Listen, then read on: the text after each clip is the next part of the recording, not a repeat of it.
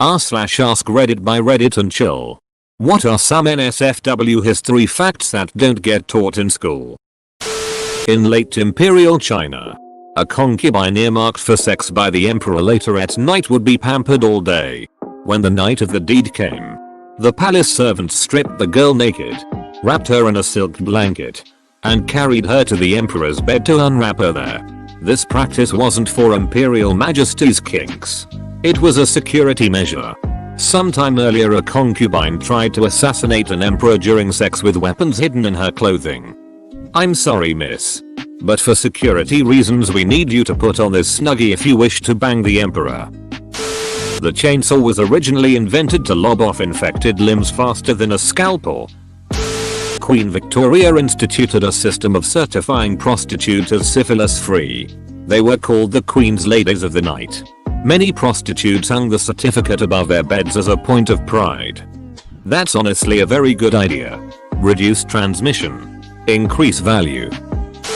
Every time you read a city was sacked, pillaged, taken by force or what have you, it almost always means mass rape, rampant murder and an orgy of violence and debauchery. Enslaving a population also pretty much the same thing. Men would be killed. Women and children would be abused, tied up and sold off to be abused even further until they were discarded. Human history is swollen with the sufferings of the common people subject to thievery, banditry, wanton murder and abuse at the point of the sword. We're a pretty disgusting species. If you ever visit Prague, definitely go to the Sex Machines Museum. I felt so naive of how unaware I was about how horny we as a species have been. Since, literally, ever.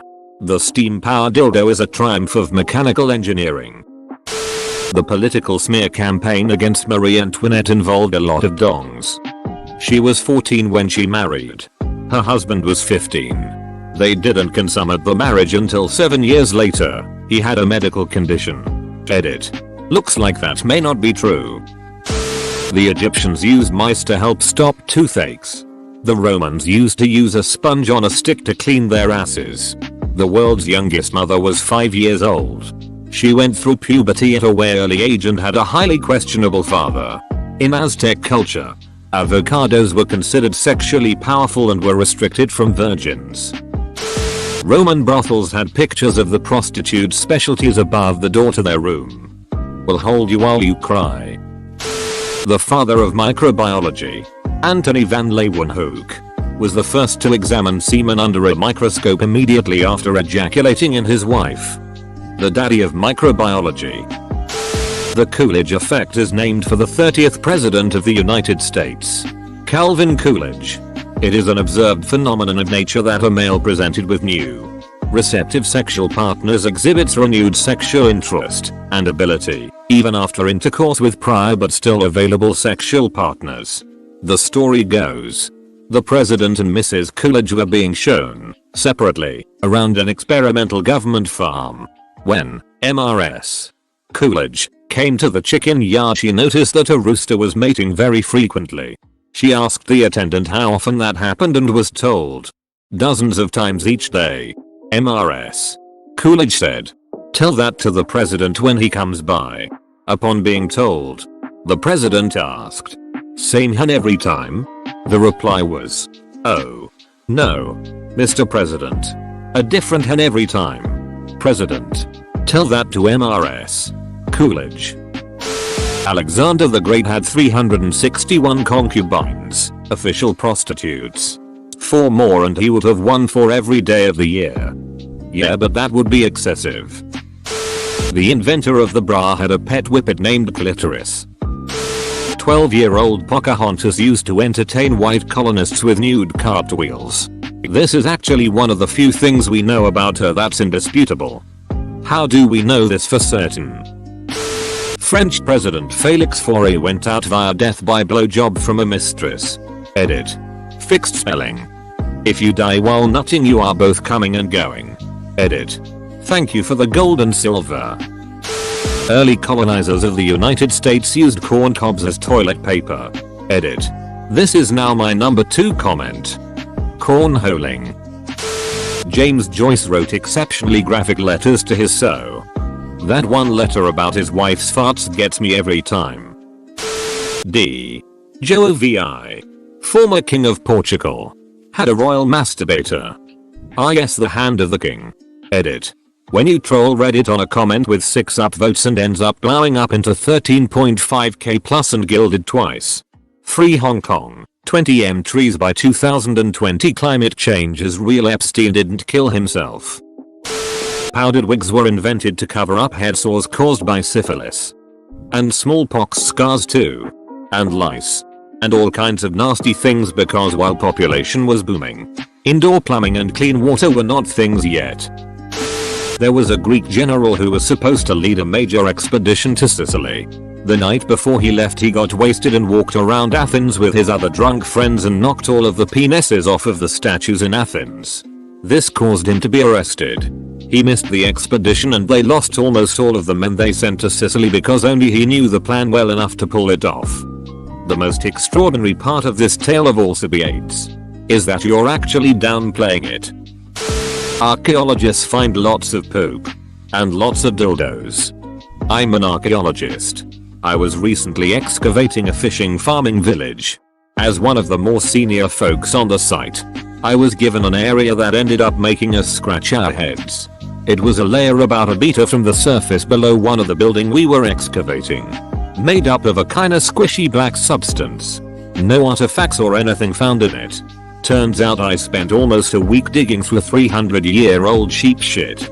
Everyone else on site thought that was quite amusing.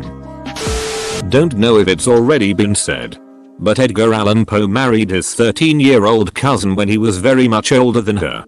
For more Poe facts, I highly recommend Edgar Allan Poe. The Fever Called Living by Paul Collins. It goes into his marriage to Virginia pretty deeply, as well as the deep depression he went into when she died at 24. The first person who was sentenced to the electric chair died horribly. Someone forgot to wet an essential part of the machine and he ended up with bubbling skin, melting eyes and a foaming mouth, among other things. The amount of electricity was so strong that he began to convulse violently. So much so that he weakened straps. He twitched so erratically that his index finger dug through the palm of his hand. The entire room smelled of burning flesh, and the stench even permeated some clothes.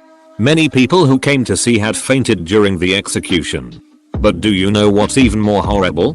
They heard him wheezing after they turned the electricity off. Edit. Thanks for the gold and silver. The old Percy. I didn't know the sponge was supposed to be wet. Cleopatra did butt stuff. President Lyndon Johnson was obsessed with his dong and loved to show it to people. He called it Jumbo. So President Johnson liked to show people the President's Johnson.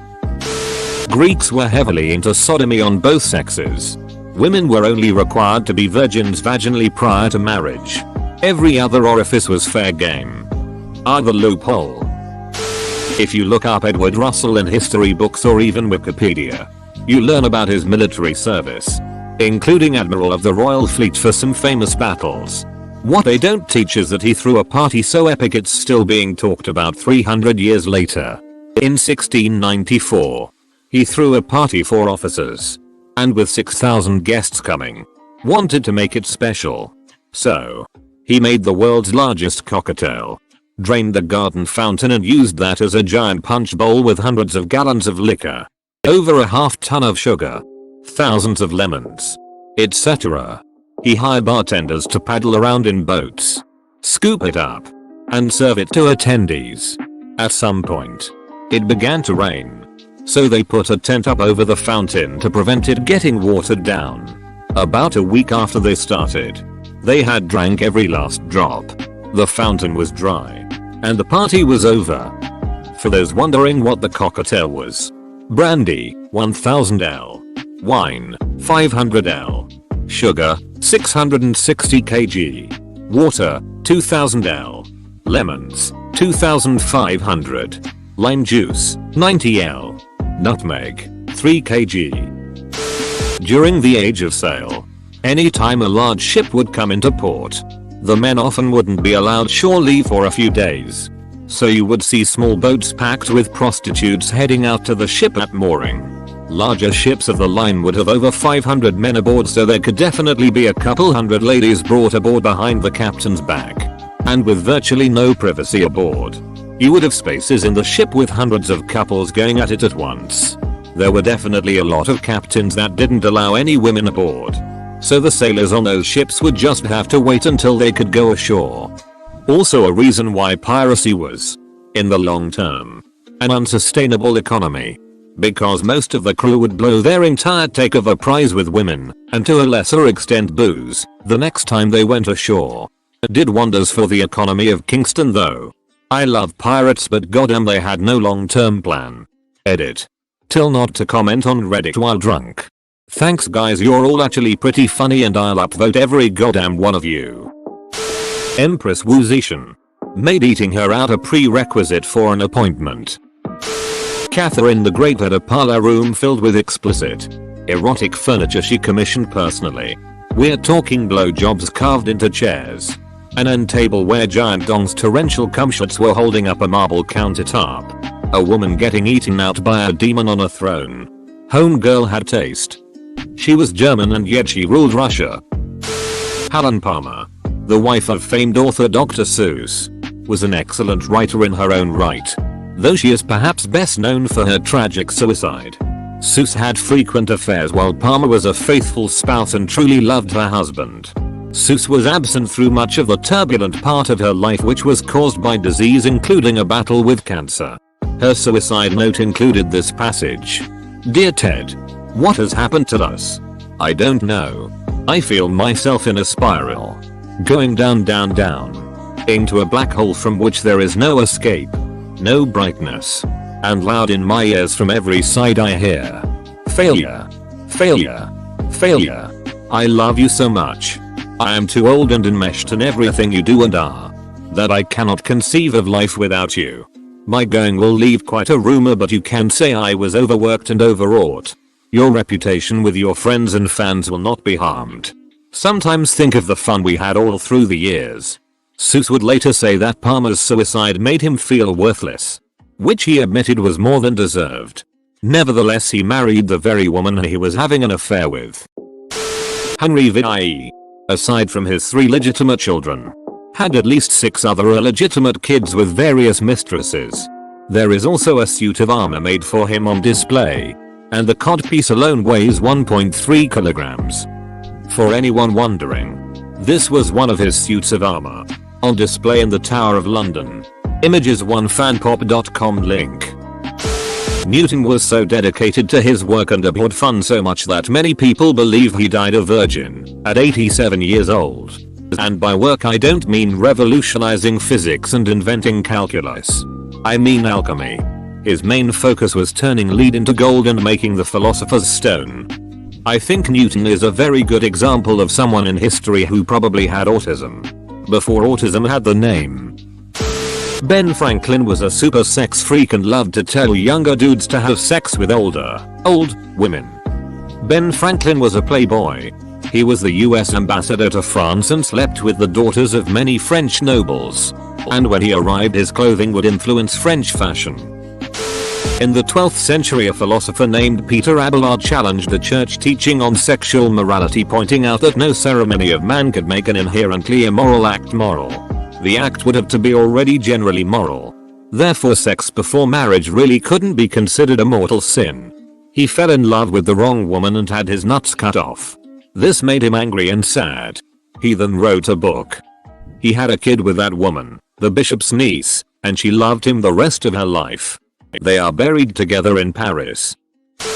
Not necessarily NSFW, but pirates were one of the first people to have a healthcare plan of sorts. If you lost an appendage, there was a predetermined pay for everything that was lost or maimed.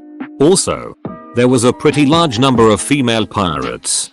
For a time when women had little to no value in the workplace, they more or less had equal treatment and pay to other pirates. The loss of a limb payment is depicted in the Errol Flynn movie, Captain Blood. The one-legged pirate receiving the GB Gold is played by my grandfather. His leg was machine gunned off on the 11th of November 1918. Moved the family to Hollywood and was an extra for many years. Napoleon would ask that his wife, Josephine. Not bathe for several days when he knew he would be coming home. My man's liked a stinky lady. On a lighter note, after she died he kept a clipping from her flower garden in a locket on his person until the day he died. The point here is you go to both extremes if you really love someone. Ducking like and subscribe.